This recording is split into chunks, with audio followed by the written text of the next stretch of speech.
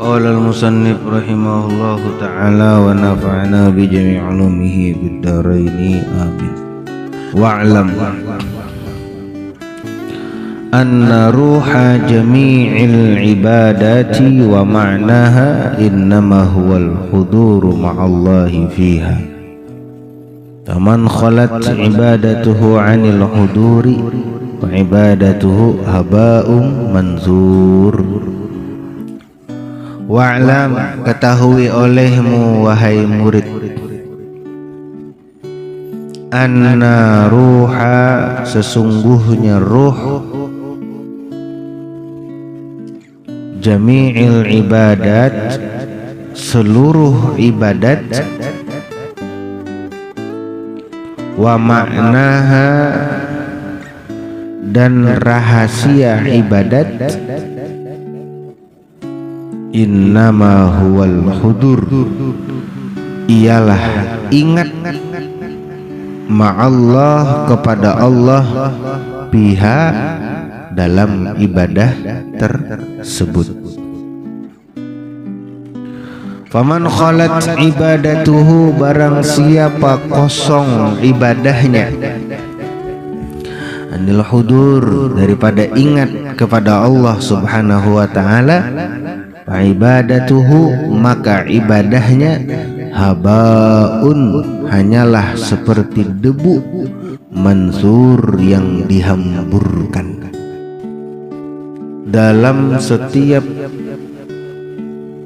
makhluk itu ada memiliki ruh, walaupun benda itu bukan benda hidup. Setiap yang diciptakan Allah itu semuanya memiliki ruh, walaupun bukan benda yang hidup. Artinya semua makhluk Allah Ta'ala itu memiliki ruh. Setiap yang memiliki ruh tidak mesti dia hidup. Berarti pada hakikatnya ketika kita memiliki ruh dan hidup, berarti pada hakikatnya kita ini sebenarnya mati. Innaka mayyitun wa innahum mayyitun. Engkau wahai kekasihku Muhammad mayyit, akan mati, wa innahum mayyitun, dan mereka pun akan mati. Berarti pada hakikatnya kita ini adalah makhluk yang mati. Adapun ruh di dalam diri kita itu hanya titipan dari Allah subhanahu wa ta'ala. Apa buktinya kalau makhluk itu, semua makhluk itu memiliki ruh? Ya, ada cerita indah, cerita luar biasa bagus nih.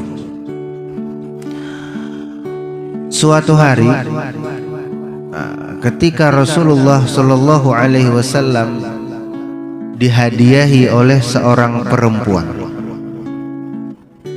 akan sebuah mimbar untuk Rasulullah berbicara di atas mimbar tersebut. Tujuannya agar Rasulullah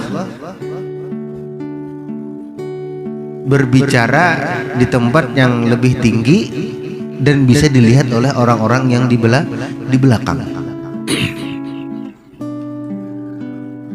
Tiba-tiba ketika Rasulullah sedang berkhutbah, para sahabat dan Rasulullah mendengar suara seseorang yang sedang menangis.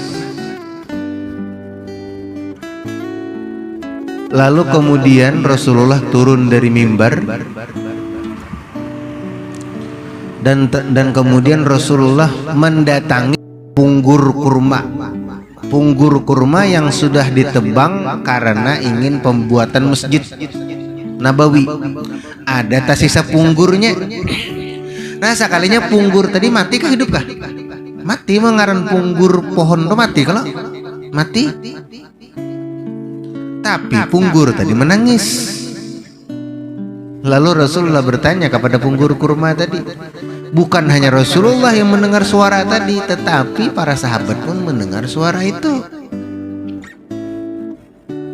Jadi jar Rasulullah, wahai punggur kurma, kenapa jadi ikam menangis? Jadi jar Rasulullah, jar punggur kurma, wahai Rasulullah, engkau sebelumnya selalunya ketika engkau berkhutbah, ketika engkau mengadakan halaqah, engkau duduk di atasku. Engkau duduk di atas punggur kurma ini, di atasku jadinya. Nah sekarang engkau tidak lagi hidup, engkau tidak lagi duduk di atasku. Engkau lebih memilih mimbar tersebut. Engkau lebih memilih mimbar tersebut. Jadi ya Rasulullah, sekarang pertanyaanku kepada engkau mau hidup sekarang selamanya di dunia ya Rasulullah nih, ataukah nanti engkau hidup di surga jadi tanaman surga bersamaku di dalam surga? Apa jawaban si kurma? Ujar kurma, ya Rasulullah, aku lebih baik hidup nanti di surga bersama engkau. Nah kemudian punggur kurma tadi dicabut oleh Rasulullah, diandak di mana? Diandak di bawah mimbar tersebut.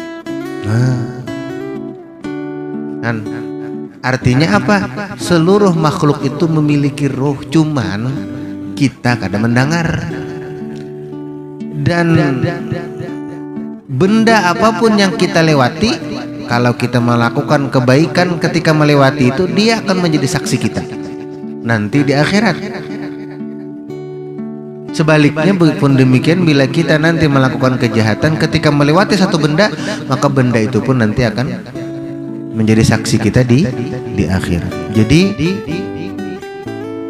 apapun yang ada di dunia ini kita sayangi, jangan pernah kita sakiti. Ya kayak kurma tadi kan, beruntung karena kurma tadi, beruntung ini hanya memilih tumbuh di surga. Dicabut Rasulullah lah punggur kurma tersebut. Nah kemudian ruhnya ibadah, ruh ibadah ini kan ciptaan Allah Ta'ala juga. Wallahu khalaqakum wa ma ta'malun. Berarti setiap yang diciptakan Allah itu ada ruhnya. Nah ruhnya ibadah itu adalah kita dalam melakukan ibadah kita ingat kepada Allah. Ibadah itu maulah kita ingat kepada Allah Subhanahu wa ta'ala, bukan malah ketika kita beribadah maulah kita lupa kepada Allah Subhanahu wa ta'ala. Berarti bukan ibadah yang sebenarnya lagi itu. Hudur hati kita kepada Allah, ingat kita kepada Allah Subhanahu wa ta'ala apapun yang kita lakukan ibadahnya. Kalau kita beribadah tersebut kemudian hati kita lupa kepada Allah Subhanahu wa ta'ala, maka berarti amal yang kita lakukan itu hanya seperti debu yang dihamburkan. Jadi apa? Kada jadi apa-apa.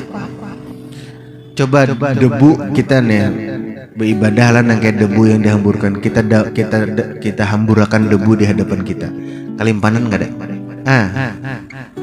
Jadi kita seolah-olah seperti orang nang kalimpanan beribadah, tapi nang kayak orang kalimpanan kan apa? Kada melihat napa-napa lagi, kada ingat lawan apa-apa lagi, hanya mikirkan mata, aduh mataku sakitnya.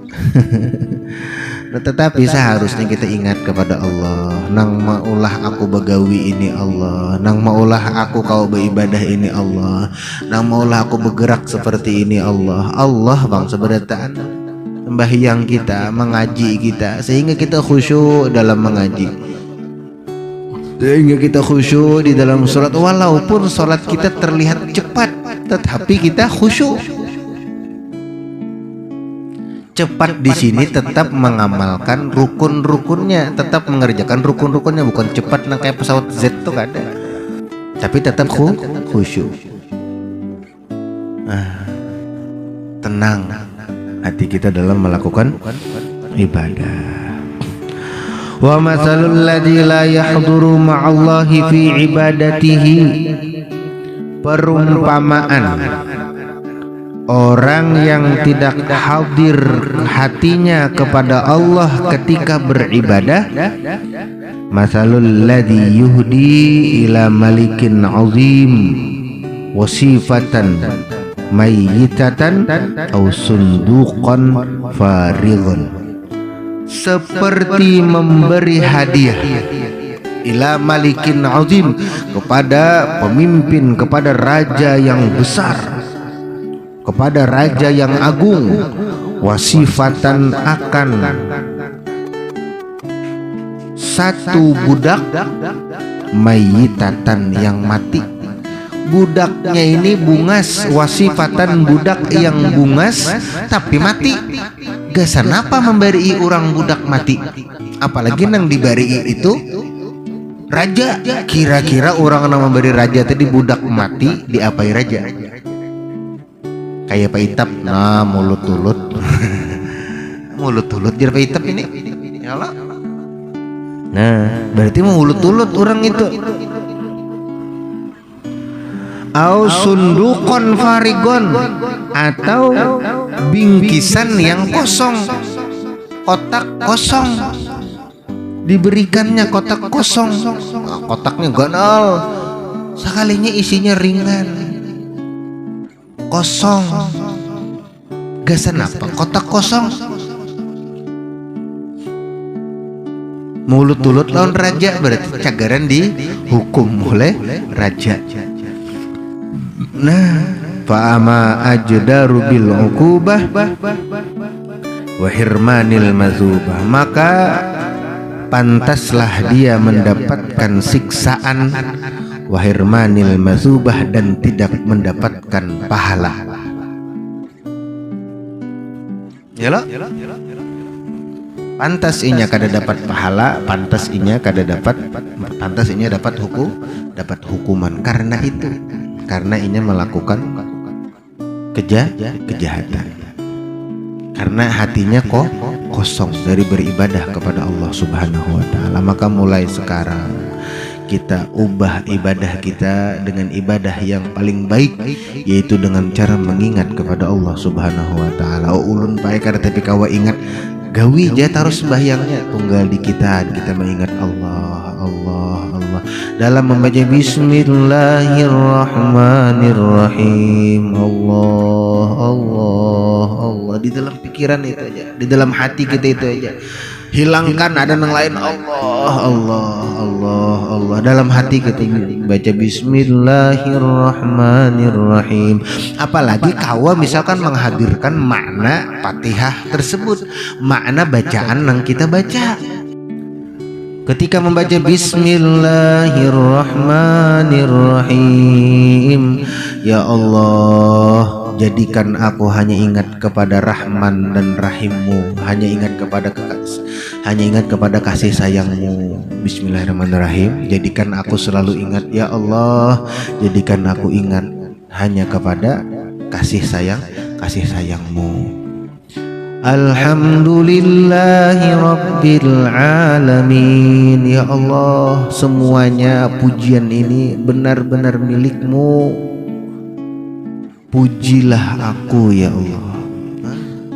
Ar-Rahmanir-Rahim, sayangilah aku ya Allah. Maliki yaumiddin, selamatkan aku di hari kiamat. Iyyaka na'budu wa iyyaka nasta'in, jadikan aku ya Allah hanya menyembah dan meminta tolong kepadamu. Ihdinas siratal mustaqim, berilah aku jalan yang lurus. Siratal ladzina an'amta 'alaihim ghairil maghdubi 'alaihim waladdallin, berikan aku seperti orang-orang yang selamat, jangan engkau sesatkan aku. Itu cara kita menjawab dari bacaan Fatihah tersebut.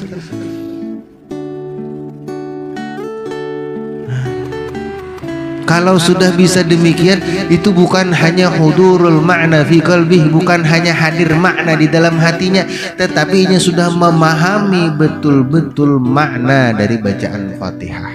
Itu doanya. Berdoa kita ketika kita membaca Fatihah. Kada kawan yang kayak itu Allah hadir di Allah Subhanahu wa taala di dalam hati kita.